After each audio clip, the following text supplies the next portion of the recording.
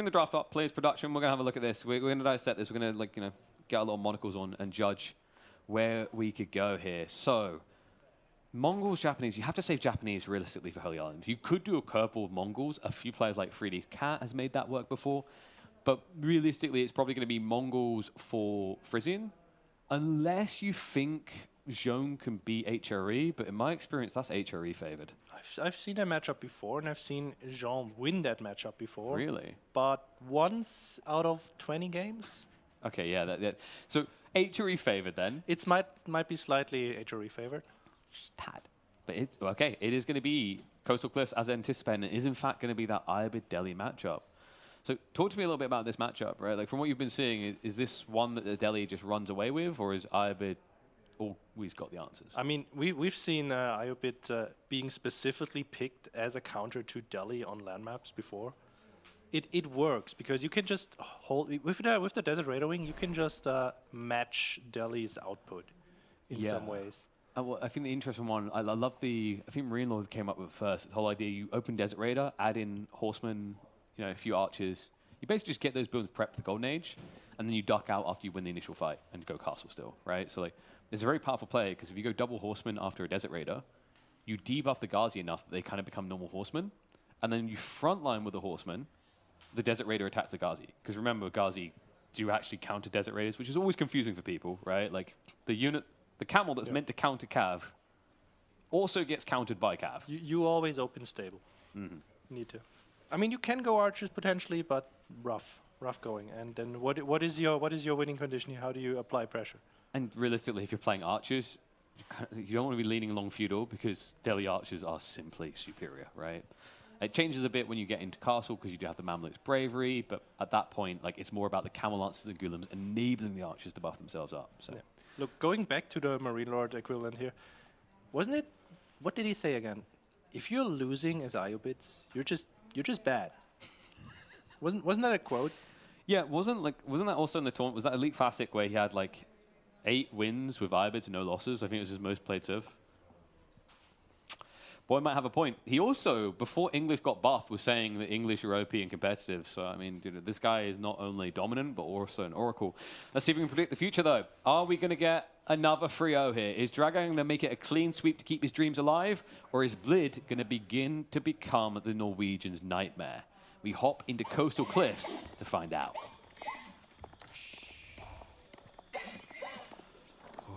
Ayyubids. Dragevann. You know the interesting thing about Dragevann in this situation is he's probably sitting there with the classic demon angel on his shoulders, and the demon is saying, do something unconventional. Advancement ring, proxy range. And the angel's going, Dragevann, you know how this works. You know how they win. Just go for the Desert Raider. Build the growth wing. Be all you can be. It's that temptation, man. It lingers with you. And an interesting spawn as well, actually. Dragevann, you know, usually we see kind of like an outpost defense as a fallback after the aggro play. This is a really good outpostable location, right? Next to the wood line, next to the berries, you can kind of encapsulate the area with a solid defense. You really like when your resources are clustered like this, unless you're going up against Mongols. The one thing, of course, that is a negative on this map for Ayyubids, I find, is you can't get the arrow slits because the stone does spawn further away from the town center. Yeah, otherwise you could go for a quick dip, long distance, mind that, but this is not great here. So Blid, aware of how this matchup goes, I wonder, you know, I think you just open raw Ghazi, right? Go up to 3 or 4 Ghazi. I mean, unless your opponent shows anything that you need to counter, you just keep going with the Ghazi. We have seen, there was an interesting build yesterday from, I believe it was Dumu, where he went a free Scholar opening to get a quicker tech timing into Sanctity. It was a free Sacred Site map, admittedly, but I'm wondering if it's worth it just to time pressure the Ayyubids a bit quicker. Yeah, mostly I've just seen that from players either going Dome, but that's not the choice. But if you go 3 Scholars with a Tower of Victory, you need the 3 Sacred Site, and you're expecting your opponent to either sit in their base or you keep them in their base. Dragevann starting to push in the deer from the back. I like that. Yeah, we haven't seen that recently. It's kind of funny. I feel like we saw it a lot from the Canadians. Everyone was crazy about the deer laming, the deer pushing, and then it got lamed, and then everyone just stopped. It's also, this is the perfect moment when no one thinks about denying the deer anymore, just to go back and do it again. We'll give him a lot of safe food, which is very important here, right? Because if we check the sheep count, I don't feel like Dragevann got an insane amount. Okay, maybe not. Okay, 11's respectable, right? Remember, he hasn't touched the sheep. He's been on the berries. So Blid's probably about the same, right? Yeah, 12. So more or less mirrored. You expect that, though, when both civs are playing as berry civs. Growth Wing is coming in. At least I do hope it's a Growth Wing, because if that is Industry Wing, I am... Oh, right, you're right. So he didn't go Desert Raider here at all. And the tier does get lame, so interception there. Growth Wing, Dragevann just looking to turn the screws in Feudal Age. We did see this exact thing happen yesterday, and then he went for the Desert Raiders in the castle, going for a quick castle there. So, I mean, the three extra villages are great, right? You can still somewhat match the output. I still feel like the 90 resources per minute you get from the free Raider every 2 minutes is the better choice, especially against Delhi here going Ghazi. But we'll see how he can make that work. That's the thing. It makes your opening a bit weird because now you can't count the initial Ghazi. The Desert Raider can kind of mix up from a little bit, right? Because you add the Horseman. Whereas, like, if you have to add a Horseman and a Desert Raider, that's over double the investment. I mean, I'm more scared here that he makes the conscious choice to say, okay, I'm just not gonna fight and leg it to Castle Edge. Kind of looks like it, right? Yeah, he has so many on gold right now. Either it's to take the gold for the upgrades and then just abandon it because it's super forward. Is he gonna... He wouldn't bizarre us. I know he's thinking about it. You did say it's OP. I mean, when you're on match point, right? And you've still got HRE in reserve. Maybe you're feeling like, this is a hard matchup. I could make this fun. I don't know if that's the bloody word I'd use. Outpost now on the way from Dragevann. So, yeah, he's going castle. And Blid, he did open stables, right? But the timing, it's not going to be there to stop Dragevann from triggering the tech up. Yeah, we're already 5 minutes in, rather, and the stable is only now going up. So that distance to cover as well. I mean, realistically, if one Ghazi shows up here, the outpost alone should be able to deny. It's kind of also awkward because Dragevann is kind of taking the berries further out first, and the ones that are close to the tower are being left last. So realistically, the Ghazi shouldn't even be able to dive in there, even though there's no arrow sleds. Yeah, did he successfully push all that here? Did you see? No, he got lamed hard. Ah, rough. But it's like, none of it's like slapping his hands, right? Like Dragavann's the kid reaching for the cakes. Dragavann's just like, just in case you want to do the same. I think that's just residual feelings from the Roost game where you had to do that.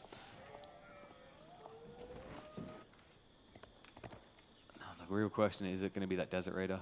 Because this isn't an advancement, right? It's way too much gold being gathered at this stage. I mean, it could be advancement into some really weird composition that requires a lot of gold.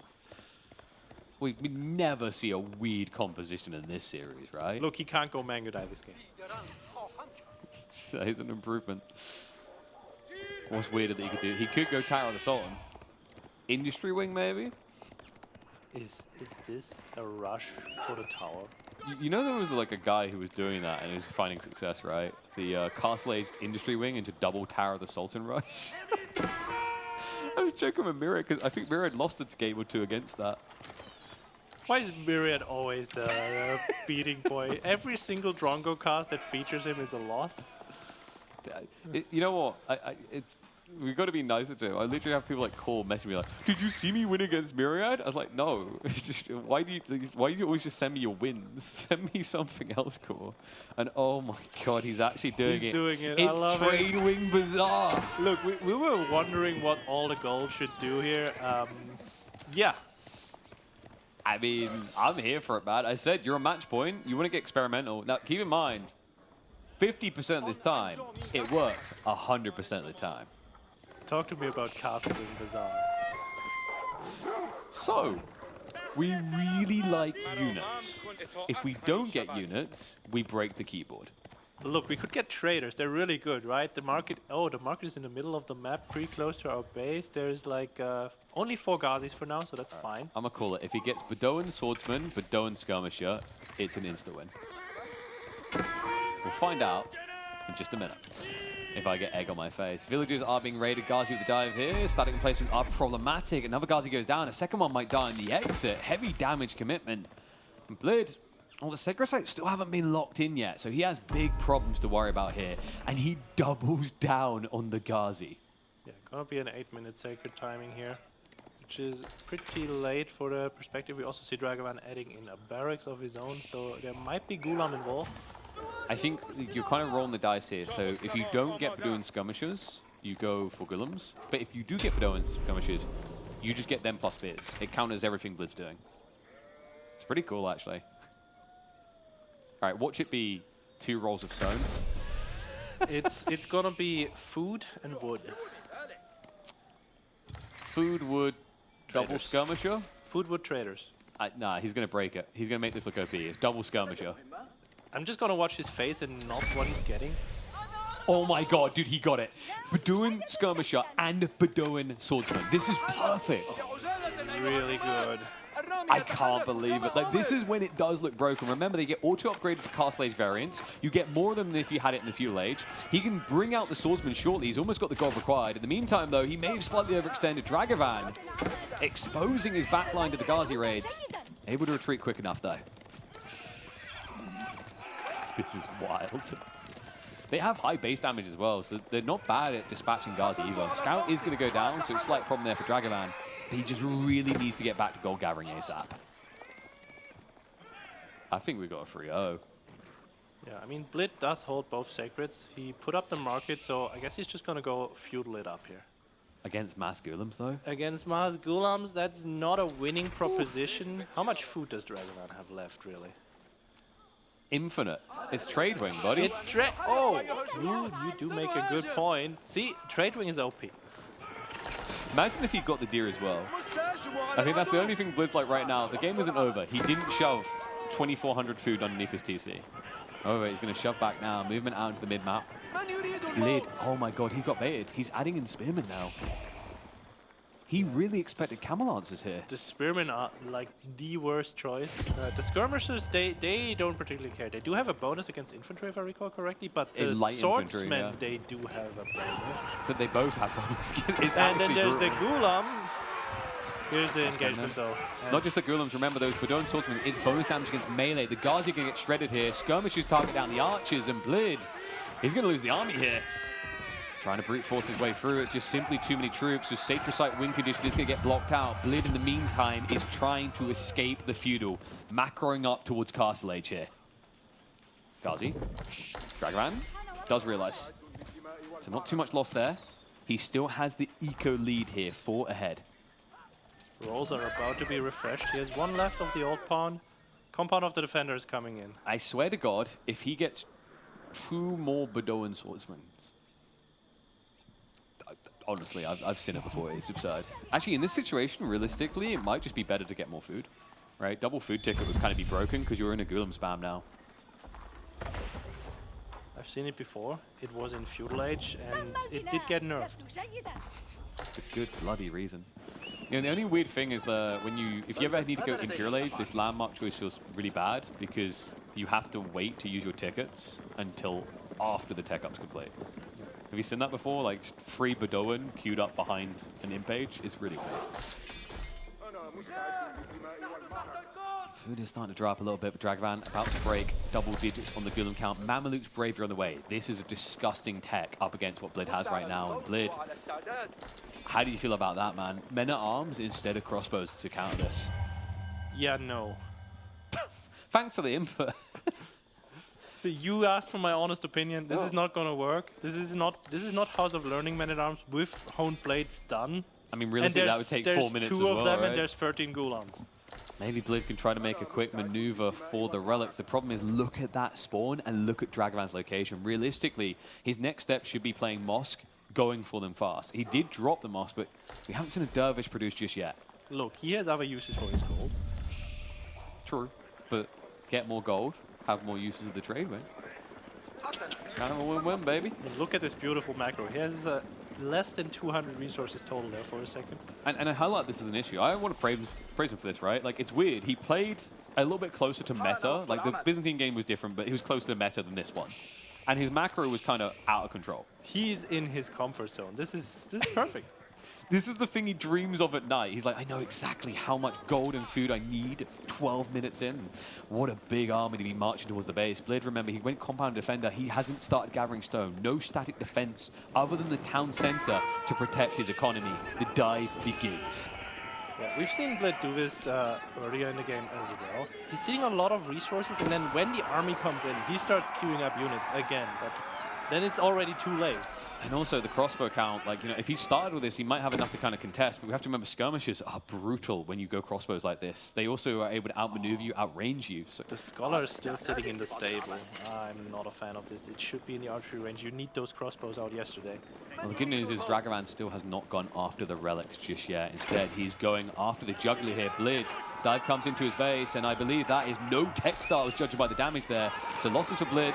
Clash comes in the choke points. Gullum's able to spread out a little bit, but Doman's Swordsman leading the way. The crossbow count simply looks too small here. This game is done. This series is done, and Dragevann will not even be giving one over to Blid here. It is a clean 3-0. The curse continues in Bergen.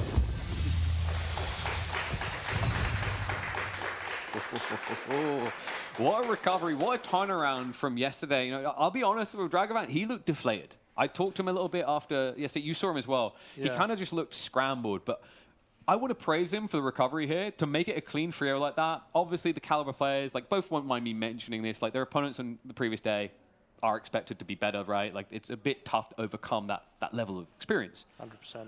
But I really am impressed by the fact that Dragevann was able to mentally recover as someone who's never been on LAN before. He's barely played that much competitive, right? He plays in the Rising Empires, but we're talking like S-tiers, the big, deeper tournaments. He's not familiar with them. To turn around like that and accept that maybe I am just being a bit too off-meta here, to realize the way you do it, that deserves so much credence.